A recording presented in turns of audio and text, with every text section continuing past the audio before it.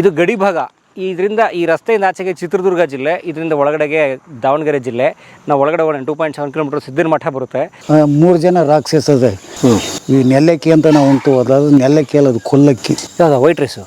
ಕೊಲ್ಲಕ್ಕಿ. ಅದು ಮಾರಿ ಒಂದಾದರೆ ಊರು ಒಂದಾಗುವುದು. ಮಾರೆಯಲ್ಲಿ 101 ಆದರೆ ಊರೊಳಗೆ ಯಾರೊಂದಾಗಿ ಇರುವುದು. ದಾತರಿಲ್ಲದ ಊರು ಗೋತಮಗಿಯೋ ಗಡಿಗೆ.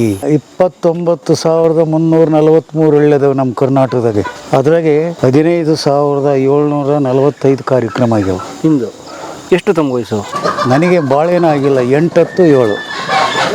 ರಾಗಿ ಮುದ್ದೆ ಉಣ್ಣೋದೇ ಗುಟ್ಟು. 2 ಊಟ ನಾವು ತಗೊಳೋದು. ಬೆಳಗ್ಗೆ ನೀರು ಕುಡಿದೆ, ಸಾಯಂಕಾಲ ಕುಡಿಯೋದು. ಇದಕ್ಕೆ 5 ತತ್ವ 7 ಸೂತ್ರ ಹಾಕಿದ್ದಾರೆ ಈ ದೇಹಕ್ಕೆ. ಸಮಾಜದೊಳಗೆ 2 ವರ್ಗ ಇದೆ. ಇದ್ದು ಸತ್ತದ್ದೊಂದು ವರ್ಗ, ಸತ್ತಿದ್ದದ್ದು ಒಂದು ವರ್ಗ. ಈಗ ನಾವು ಅದಿವಿ, ನಾವು ಸತ್ತಂಗೆ ಅವ್ರು ಸತ್ತಾರ ಅದಾರೆ. ಈಗೆಲ್ಲ ಒಟ್ಟು ಸಾಹಿತ್ಯ 1600 ಪುಟ ಐತಿ. ಈಗ 7 ಲಕ್ಷ ರೂಪಾಯಿ ಖರ್ಚಾಯ್ತು. ಯುಗಧರ್ಮ ರಾಮಣ್ಣ ಅವ್ರ ಸಾಹಿತ್ಯಕ್ಕೆ ಎಮ್ಮೆ ಡಿಗ್ರಿ ಮಾಡ್ಕೊಂಡೆಂತ ಸುಮ್ನೆ ಹೆಜ್ಜೆ ಹಾಕ್ತಾ ಇದ್ರೆ ಎಮ್ಮೆ ಕಾಯೋ ನಿನಗೆ ತಮ್ಮ. ಸ್ನೇಹಿತರೆ ನಮಸ್ಕಾರ, ನಿಮ್ಗೆಲ್ರಿಗೂ ಆತ್ಮೀಯ ಸ್ವಾಗತ. ದಾವಣಗೆರೆ ಜಿಲ್ಲೆ ಚನ್ನಗಿರಿ ತಾಲೂಕಿನ ಸಂತೆಬೆನ್ನೂರಿಗೆ ಇಲ್ಲಿ ಯುಗಧರ್ಮ ರಾಮಣ್ಣ ಅಂತ ಹೇಳಿ ಒಬ್ಬರು ಒಳ್ಳೆ ಗಾಯಕರಿದ್ದಾರೆ, ಜೊತೆಗೆ ಲೇಖಕರು ಕೂಡ. ಅವ್ರನ್ನ ಭೇಟಿ ಮಾಡೋಣ ಸ್ನೇಹಿತರೆ.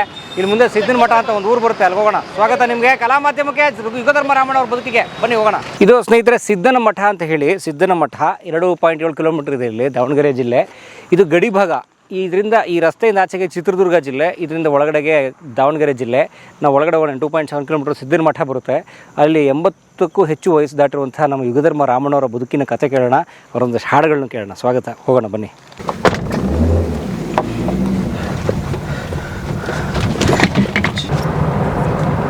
ಯುಗಧರ್ಮ ರಾಮಣ್ಣ ಅವ್ರ ಮನೆ ಹೋಯ್ತಾ ಇರೋದು. ಅಣ್ಣ, ಯುಗಧರ್ಮ ರಾಮಣ್ಣ ಅವರು ಸೀದಾ ಮತ್ತೆ ಹಾಂ ಹ್ಞೂ ಅಣ್ಣ, ಯೂಟ್ಯೂಬರ್ಸ್ ಕಲಾ ಮಾಧ್ಯಮ. ಹ್ಞೂ ಅಣ್ಣ.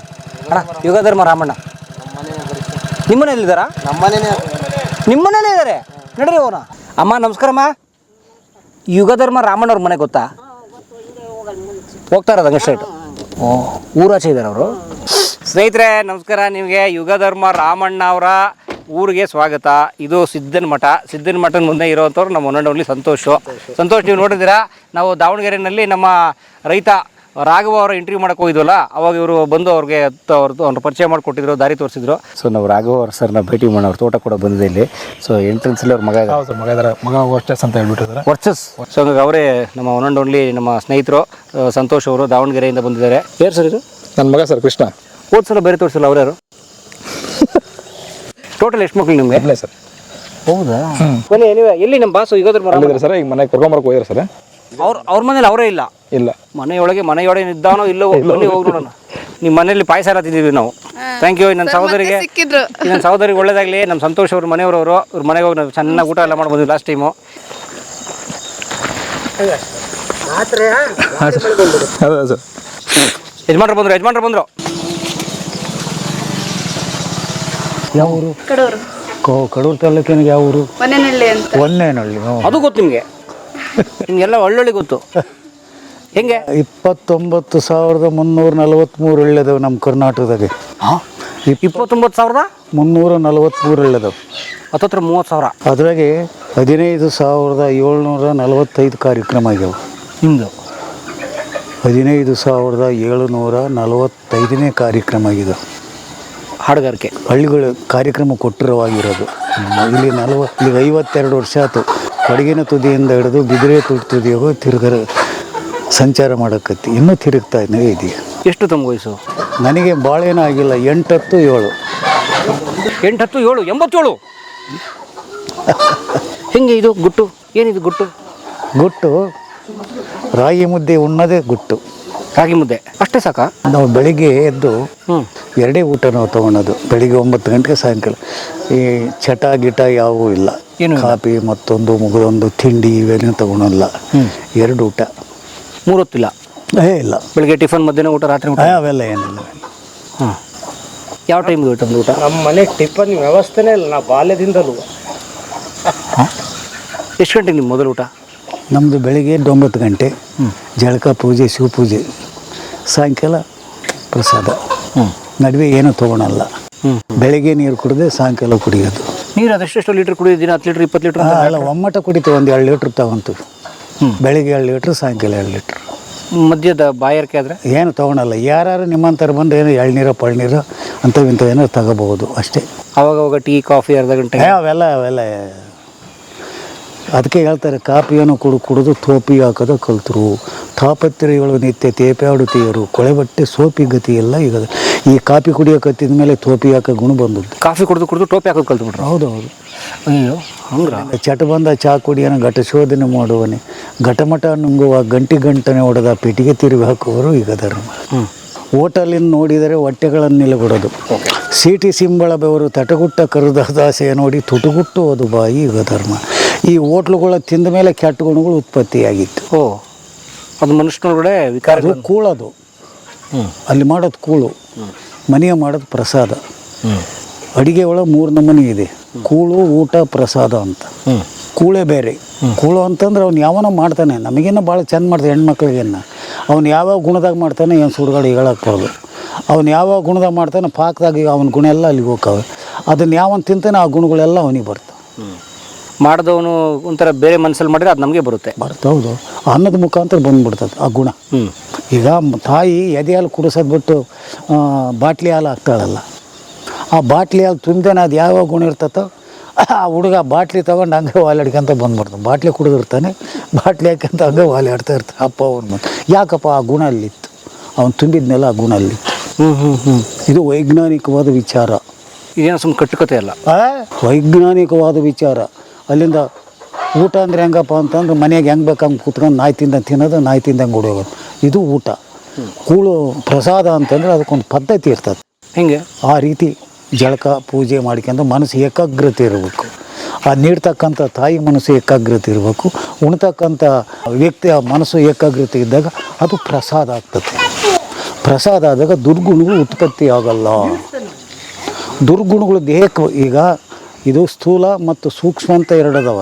ಏನು ಈ ಶರೀರದೊಳಗೆ 2 ಅದಾವ, ಸ್ಥೂಲ ಮತ್ತು ಸೂಕ್ಷ್ಮ ಅಂತ. ಸ್ಥೂಲಕ್ಕೆ ಬಂದ ರೋಗವನ್ನು ಡಾಕ್ಟ್ರುಗಳು ಹುಷಾರು ಮಾಡ್ತಾರೆ. ಸೂಕ್ಷ್ಮಕ್ಕೆ ಬಂದ ರೋಗವನ್ನು ಅವರು ಹುಷಾರು ಮಾಡೋಕೆ ಅವರಿಂದ ಆಗಲ್ಲ. ಅದನ್ನು ನಾವೇ ಮಾಡ್ಕೋಬೇಕು. ಆಹಾರ ಪದ್ಧತಿಯಿಂದ ಅವನ್ನ ಸರಿ ಮಾಡ್ಕೋಬೇಕು. ಆಹಾರದಿಂದಲೇ ಆರೋಗ್ಯ, ಆಹಾರದಿಂದಲೇ ರೋಗ. ಸೊ ಅದು 2 ಥರನೂ ಆಗ್ಬಿಡೋಕೆ ಚಾನ್ಸ್ ಇದೆ.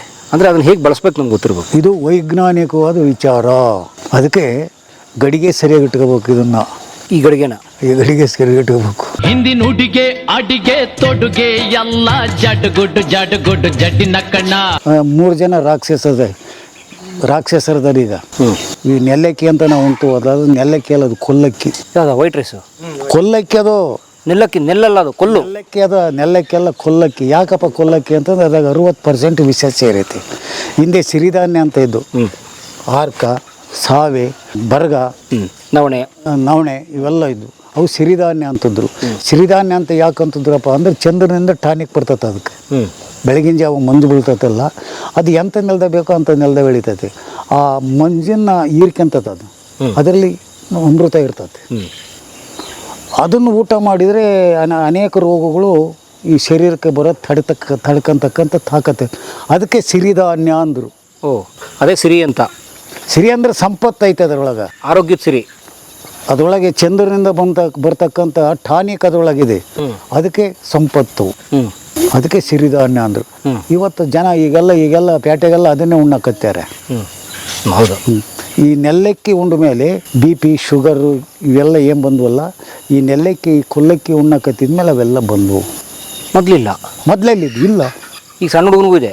ಮೊದಲು ಇಲ್ಲವೇ ಇಲ್ಲ. BP ಸುದ್ದಿನೇ ಇಲ್ಲ. ಈ ಒಂದು 30-35 ವರ್ಷದಿಂದ ಈ ಅಕ್ಕಿ ಯಾವಾಗ ಉಣ್ಣಕತ್ತೀರಿ ಅವೆಲ್ಲ ಬಂದು. ಅದರಿಂದ ಕೆಲಸ ಮಾಡಲ್ಲ ಜನ, ಕಾಯಕ ಮಾಡಲ್ಲ, ಶ್ರಮ ಇಲ್ಲ, ಕ್ರಮ ಇಲ್ಲ, ಪರಿಶ್ರಮ ಇಲ್ಲ. ಈಗ ಇದಕ್ಕೆ 5 ತತ್ವ 7 ಸೂತ್ರ ಹಾಕಿದ್ದಾರೆ ದೇಹಕ್ಕೆ. ಈ ದೇಹಕ್ಕೆ 5 ತತ್ವ ಯಾವ ಅಂತಂದ್ರೆ ಶ್ರಮ, ಕ್ರಮ, ಪರಿಶ್ರಮ, ಪರಾಕ್ರಮ, ವಿಕ್ರಮ ಅಂತ 5 ತತ್ವ. 7 ಸೂತ್ರ ಯಾವಪ್ಪ ಅಂದರೆ ಸದೃಢತೆಯ ಸಂಪತ್ತು, ನಿರ್ಧಾರದ ಸವಲತ್ತು, ಸಾತ್ವಿಕತೆಯ ಮಹತ್ತು, ವಿಚಾರ ವಿವೇಕತೆಯ ನೇಯತ್ತು, ಆಚಾರ ಅರ್ಥವತ್ತಿನ ವಿದ್ವತ್ತು, ನಯವಿನಯ ನಾಜೋಕಿನ ಅಂತಸ್ತು, ಪರಿವರ್ತನೆ ಪಾವಿತ್ರತೆ ಅದ್ವಸ್ತು. ಈ 5 ಸೂತ್ರ 7 ತತ್ವದ ಅಡಿಯಲ್ಲಿ ಕಾಯ ಐತಿ. ಇದನ್ನು ಹಾಗೇ ತಗೊಂಡು ಹೋಗು. ಅದಕ್ಕೆ ಅದು ತಗೊಂಡು ಹೋದರೆ ಏನಂತಂದರೆ ಸಂತರು, ಶರಣರು, ಇತಿಹಾಸಕಾರರು, ಪ್ರಸಿದ್ಧ ಪುರುಷರು, ತತ್ವಜ್ಞಾನಿಗಳು ಅಂತಾರೆ. ಸತ್ಪುರುಷರು. ಸಮಾಜದೊಳಗೆ 2 ವರ್ಗ ಇದೆ. ಇದ್ದು ಸತ್ತದ್ದು ಒಂದು ವರ್ಗ, ಸತ್ತಿದ್ದದ್ದು ಒಂದು ವರ್ಗ. ಸತ್ತ ಮೇಲೂ ಇರೋರು ಒಂದು ವರ್ಗ, ಇದ್ದೇ ಸತ್ತಂಗಿರೋರು ಇನ್ನೊಂದು. ಹಾಂ, ಈಗ ನಾವು ಅದೀವಿ, ನಾವು ಸತ್ತಂಗೆ ಅವ್ರು ಸತ್ತಾರ ಅದಾರೆ. ಮಹಾತ್ಮರು, ಗಾಂಧಿ ಸತ್ತಾರ, ನೆಹರು ಸತ್ತಾರ, ಕುವೆಂಪು ಸತ್ತಾರ, ವಲ್ಲಭಾಯಿ ಸತ್ತಾರ, ಪಟೇಲ್ರು ಸತ್ತಾರ. ಹಾಂ, ಮಹಾತ್ಮರು, ಸಂತ ಶರಣರು, ಬಸವಾದಿ ಪ್ರಮುಖರೆಲ್ಲ ಸತ್ತಾರ, ಅವ್ರು ಅದಾರ. ಆದ್ರೆ ನಾವು ಅದೀವಿ, ನಾವು ಸತ್ತೀವಿ. ಹಂಗೆ ಇದ್ದು ಸತ್ತವರು, ಸತ್ತು ಇದ್ದವರು ಅಂತ ಸಮಾಜದೊಳಗೆ 2 ವರ್ಗ ಇದೆ. ಏನದು ಯುಗ ಧರ್ಮ? ಯುಗ ಧರ್ಮ ಅಂದ್ರೆ ಅದು ಕಾವ್ಯನಾಮ. ಈಗ ಸರ್ವಜ್ಞ ಅಂತ ಕಾವ್ಯನಾಮ ಆಗ್ತದೆ. ಮಂಕುತಿಮ್ಮ ಅಂತ ಅವನು ಕಾವ್ಯನಾಮ ಆಗ್ತದೆ. ಅಲ್ಲಿಂದ ಬಸವಣ್ಣನವರು ಕೂಡಲ ಸಂಗಮ ಅಂತ ಕಾವ್ಯ, ಅಕ್ಕಮಾದೇವಿ ಚನ್ನಮಲ್ಲಿಕಾರ್ಜುನ ಅಂತ ಕಾವ್ಯ, ಗುಹೇಶ್ವರ. ಹಾಗೆ ಯುಗ ಧರ್ಮ ಸಾಹಿತ್ಯ ಬರಿಬೇಕಾದ್ರೆ ಅದಕ್ಕೊಂದು ಈ ಮುದ್ರೆ ಇಲ್ಲದ ಸಾಹಿತ್ಯ ಉದ್ರೆ ಬಾಕಿ ಇದ್ದಂಗೆ. ಮುದ್ರೆ ಹಾಕಿದ ಸಾಹಿತ್ಯ ಉದ್ರೆ ಬಾಕಿ ಇದ್ದಂಗೆ. ಯಾರಾದರೂ ಕದ್ದು ಬಿಡ್ತಾರೆ, ಮುದ್ರೆ ಹಾಕಿದ್ರೆ ಕದಿಯಕ್ಕೆ ಬರಲ್ಲ. ಆದ್ದರಿಂದ ಇದು 3 ಮುದ್ರೆ ಹಾಕಿ ಸಾಹಿತ್ಯ ಬರ್ತತೆ. 3 ಮುದ್ರೆ ಯಾವ ಅಂದರೆ ಯುಗ ಧರ್ಮ ಅಂತ ಒಂದು ಮುದ್ರೆ, ಯಮ್ಮಪ್ಪ ದೇವನಗುಂಡಿ ಯುಗ ಧರ್ಮ ಅಂತ ಒಂದು ಮುದ್ರೆ, ವಚನ ಧರ್ಮ ಅಂತ ಒಂದು ಮುದ್ರೆ. ಹಿಂಗೆ 3 ಮುದ್ರೆ ಹಾಕಿ ಸಾಹಿತ್ಯ ಬರ್ತತೆ. ಇದ್ರಾಗಳು ಪದಕಟ್ಟು ಅದ್ರಾಗಿಲ್ಲ, ಅದ್ರಾಗಳು ಪದಕಟ್ಟು ಇದ್ರಾಗಿಲ್ಲ, ಎಲ್ಲ ಅದ್ಲ ಬದ್ದಿ. ಈಗ 6 ಗ್ರಂಥಗಳು ರೆಡಿಯಾಗಿದ್ದಾವೆ ತಮ್ಮವು. 6 ಗ್ರಂಥಗಳೆಲ್ಲ ಪ್ರಿಂಟ್ ಆಗ್ಯಾವ. ಈಗೆಲ್ಲ ಬಂದು ಸಾಹಿತ್ಯ ಭವನದಲ್ಲಿ ಅದಾವೆ. ಈಗ ಹೋಗೋಣ ಅಲ್ಲಿಗೆ. ಜುಲೈ 17ನೇ ತಾರೀಕು ಗಾಂಧಿ ಭವನದಲ್ಲಿ ಬೆಂಗಳೂರಲ್ಲಿ ಬರಗೂರು ರಾಮಚಂದ್ರಪ್ಪನ ಕೇಳಿದಿರಲ್ಲ, ಬರಗೂರು, ಅವ್ರು ಬಿಡುಗಡೆ ಮಾಡಿದರು. ಅವರಿಂದ ಬಿಡುಗಡೆ ಆದ. ಮುಖ್ಯಮಂತ್ರಿಯಿಂದ ಮಾಡಿಸ್ಬೇಕಾಗಿತ್ತು, ಅವ್ರದ್ದೇನೋ ಗೊಂದಲದಾಗಿದ್ರು, ಆದ್ದರಿಂದ ಅವ್ರು ಬರಲಿಲ್ಲ. ಅವರಿಂದ ಬಿಡುಗಡೆ ಆದ 6 ಗ್ರಂಥಗಳು 1 ವರ್ಷ 9 ತಿಂಗಳು ಸತತವಾಗಿ ಅದನ್ನು ಇದು ಹೇಳ್ಬೇಕು, ಅವ್ರು ಬರಿಬೇಕು. ಯಾಕಂದರೆ ಇದು 1ನೇ ತರಗತಿ ಒಳಗೆ 5 ಸರಿ ಫೇಲ್ ಆಗೈತೆ. ಆ ಅಕ್ಷರಗಳು ಅವ್ರಿಗೆ ಕೈಯ ಕೊಟ್ಟರೆ ಬ್ರಹ್ಮನು ಓದಕ್ಕೆ ಬರಲ್ಲ ಅನ್ನೋರು. ಇದೇ ಹೇಳ್ಬೇಕು, ಅವರೇ ಬರೀಬೇಕು. ಹಿಂಗೆ 6 ಗ್ರಂಥಗಳು ಪ್ರಕಟ ಆದವು. 2000 ವಚನದ ತ್ರಿಪದಿಗಳು, ಅಲ್ಲಿಂದ 1000 ವಚನ ಧರ್ಮ ಅಂತ. ಮಂಕುತಿಮ್ಮನ ಕಗ್ಗ 30 ವರ್ಷ ತೆಲುಗಿನಾಗ ಇಟ್ಕೊಂಡಿದ್ದೆ. ಅಷ್ಟು ಅವ್ರು 945 ಬರೆದಾರ ಕಗ್ಗ. ನೀವು ಅದನ್ನು ನೋಡಿದ್ರೆ ಹಂಗೆ ಗೊತ್ತಿಲ್ಲ. 945 ಬರೆದಾರ. ಇದು 3101 ಬರೆದಿದೆ. ವಾವ್. ಅಲ್ಲಿಂದ ತೋಚಿದ್ದು ಗೀಚು ಅಂತ ಏನು ತೋಚಿತದೋ ಅದನ್ನು ಹಂಗೆ ಬರೀತಾ ಇರೋದೆ. ಅದು 3101 ಅವು ಇವಾಗ ಒಂದೂವರೆ ಸಾವಿರ ಏನೋ ಆಗಿದ್ದಾವೆ ಆ ಗ್ರಂಥ. ಅವು 2 ಗ್ರಂಥ, ಬ್ರಹ್ಮಾಂಡದ ಬುನಾದಿ ಅಂತ ಒಂದು, ನಿಶ್ಶಬ್ದ ಅಂತ ಒಂದು.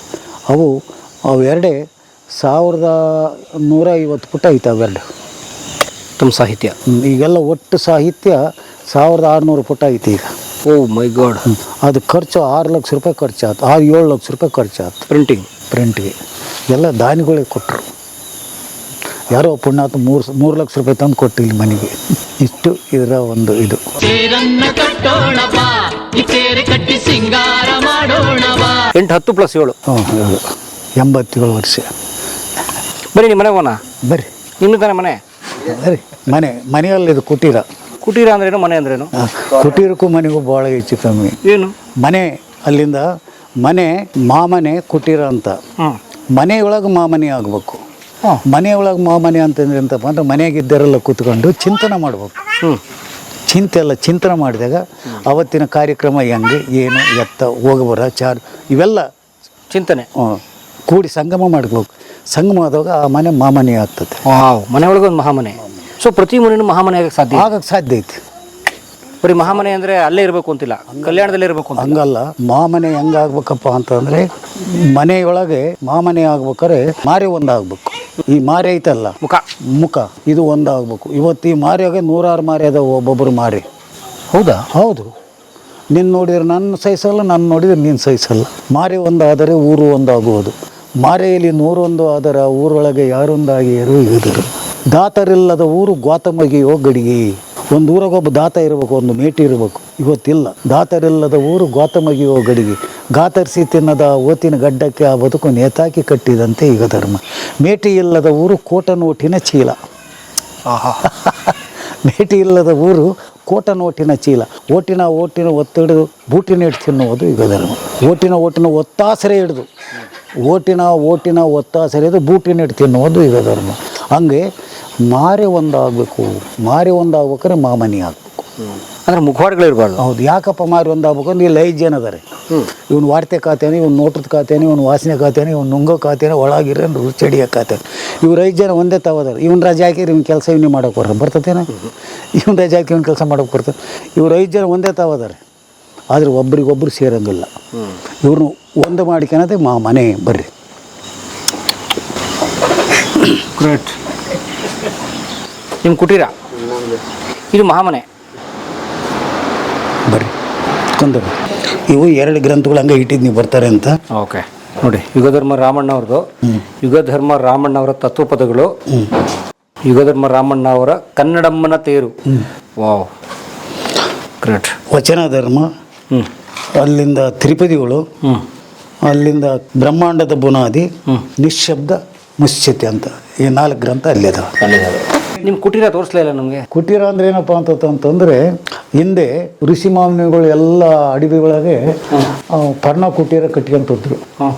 ಪರ್ಣ ಕುಟೀರ ಕಟ್ಕೊಂಡು ಏನು ಮಾಡ್ತಿದ್ರಪ್ಪ ಅಂತಂದರೆ ಈಗಿನ ವಿಜ್ಞಾನಿಗಳು ಹೆಂಗೆ ಭೌತಶಾಸ್ತ್ರ, ರಾಸಾಯನಿಕ ಶಾಸ್ತ್ರ, ಜೀವಶಾಸ್ತ್ರ ಇಂಥವೇನು ಇದ್ವು ಅದವಲ್ಲ, ಈಗ ಅವನು ಕಂಡುಹಿಡಿದ್ರು.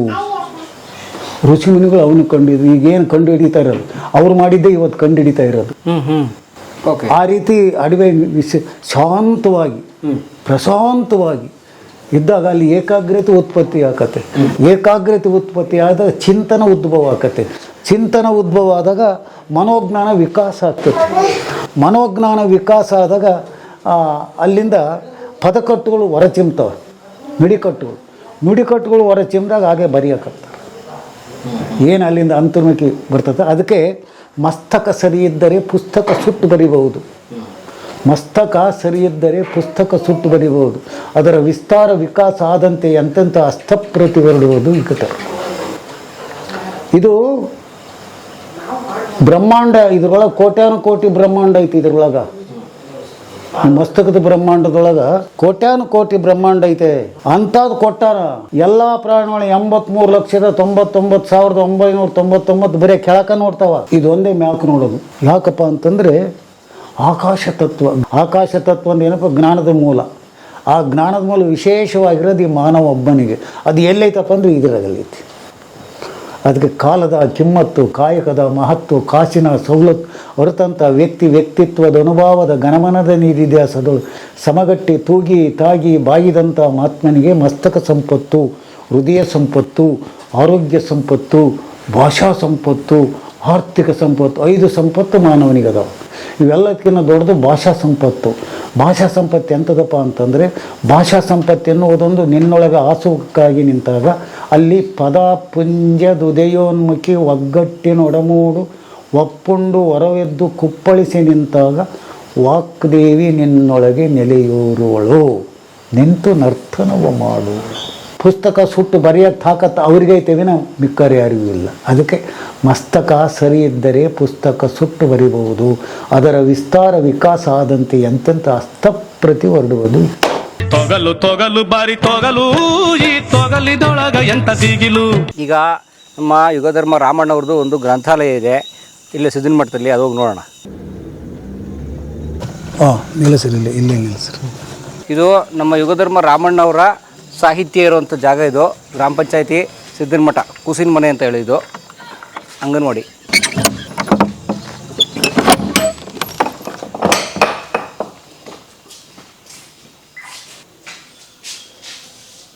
ಎಲ್ಲಿ ಸರ್ ನಿಮ್ಮ ಸಾಹಿತ್ಯ? ಇದಾ? ಏನು ಹಿಂಗೆ ಇಟ್ಬಿಟ್ಟಿದ್ದೀರಾ? ತಡ್ರಿ. ಓ, ಇಲ್ಲಿದೆ ಬನ್ನಿ, ಇಲ್ಲಿದೆ, ಕಾಣಿಸ್ಬಿಡ್ತು. ಯುಗಧರ್ಮ ರಾಮಣ್ಣ ಅವರ ಸಾಹಿತ್ಯಕ್ಕೆ ಜೈ.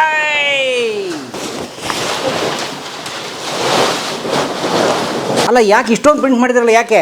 6,000 ಪುಸ್ತಕ, 6 ಗ್ರಂಥ, 1,000 ಒಂದೊಂದು ಗ್ರಂಥ 1,000. ಹಾಂ 6,000 ಐತಿ ಈಗ. 6,000 ಸರ್ಕಾರ ಕೊಡ್ತಾ ದುಡ್ಡು ಇದಕ್ಕೆ? ಇಲ್ಲ ಎಲ್ಲ ದಾನಿಗಳು ಕೊಟ್ಟಾರೆ. ದಾನಿಗಳು. ಈಗ ಈ ಪುಸ್ತಕ ಏನು ಮಾಡ್ತೀರಾ ಇಷ್ಟು? ಎಲ್ಲ ಮಾರಾಟ ಮಾಡ್ತೀವಿ. ನವೆಂಬರ್ ತಿಂಗಳಿಂದ ಮಾರಾಟ ಮಾಡ್ತೀವಿ. ಎಲ್ಲಿ? ಎಲ್ಲ ಹಳ್ಳಿಗಳ ಮೇಲೆ ಹೋಗ್ತೀವಿ. ಎಲ್ಲ ಶಾಲಾ ಕಾಲೇಜುಗಳು, ಎಲ್ಲ ಗ್ರಂಥಾಲಯಗಳು ಎಲ್ಲ ಕೊಡ್ತೀವಿ. ಮಾಡ್ತೀರಾ? ಯುಗಧರ್ಮ ರಾಮಣ್ಣ ಅವರ ಸಮಗ್ರ ಸಾಹಿತ್ಯ ಪಬ್ಲಿಷ್ ಆಗಿದೆ.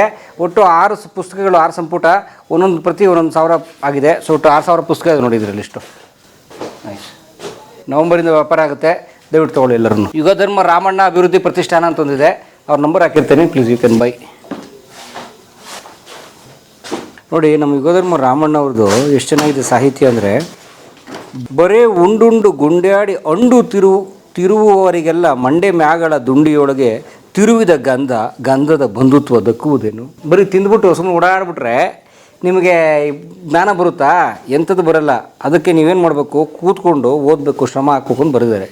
ಇದು ಬ್ರಹ್ಮಾಂಡ ಯುಗಧರ್ಮ ರಾಮಣ್ಣ ಅವರ ಬ್ರಹ್ಮಾಂಡ ಇದು. ಗ್ರೇಟ್.